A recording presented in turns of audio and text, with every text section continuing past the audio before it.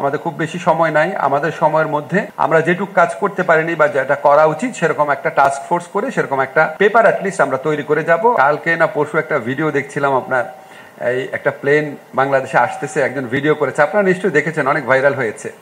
বাংলাদেশে যারা যাত্রী আছেন প্লেন থামার আগেই সবাই দাঁড়ায় গেছেন। প্লেন কিন্তু তখনও সে ভিডিও করে দেখাচ্ছে, প্লেন তখন নামে না, সবাই দাঁড়ায় গেছেন। আর এয়ার হোস্টেস প্রচন্ড চিল্লাচিল্লি করতেছে। ভাই, এই দৃশ্যটা আপনারা দেখেন নাই? আমি কি বাড়িয়ে বলছি? কি ইমেজ হয় বলেন, কি অসুবিধা হয় 5টা মিনিট ওয়েট করলে? এই যে এরকম আচরণ কিছু মানুষ করেন, আমরা সবাই যেন মনে রাখি যে আমি যেমন বাংলাদেশের নাগরিক, বিদেশে যখন যাই আমি বাংলাদেশের প্রতিনিধিও। তো আমরা সবাই যদি সবার দায়িত্ব পালন করতে পারি, ইনশাআল্লাহ আগামীতে আমরা প্রবাসী যারা ভাই বোনরা আছেন তাদের জন্য আরো কল্যাণকর একটা ভবিষ্যৎ রেখে যেতে পারবো। আমাদের প্রবাসী ভাইরা আরো নিরাপদে আরো ভালো জায়গায় চাকরি করতে যেতে পারবেন, সেটার জন্য আমরা চেষ্টা করব। এবং আমরা, আপনারা জানেন, আমাদের সরকারের নীতি হচ্ছে আমরা ক্রমান্বয়ে হাই স্কিল জবের দিকে যাওয়ার চেষ্টা করছি। জাপানে, কোরিয়াতে সেটা আমাদের টার্গেট, ইস্ট ইউরোপ হচ্ছে আমাদের টার্গেট।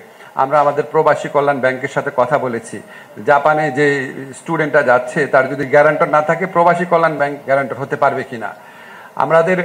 আপনাদের মানে লো স্কিল জবে তো আমাদের অবশ্যই অ্যাটেনশন থাকবে, এর সাথে সাথে বাড়তি একটা মনোযোগ আমাদের সবসময় হাই স্কিল জবের দিকে আমরা দেওয়ার চেষ্টা করব। আমাদের খুব বেশি সময় নাই। আমাদের সময়ের মধ্যে আমরা যেটুক কাজ করতে পারিনি বা যেটা করা উচিত সেরকম একটা টাস্ক ফোর্স করে সেরকম একটা পেপার অ্যাটলিস্ট আমরা তৈরি করে যাব, আপনাদের সবাইকে জানাবো।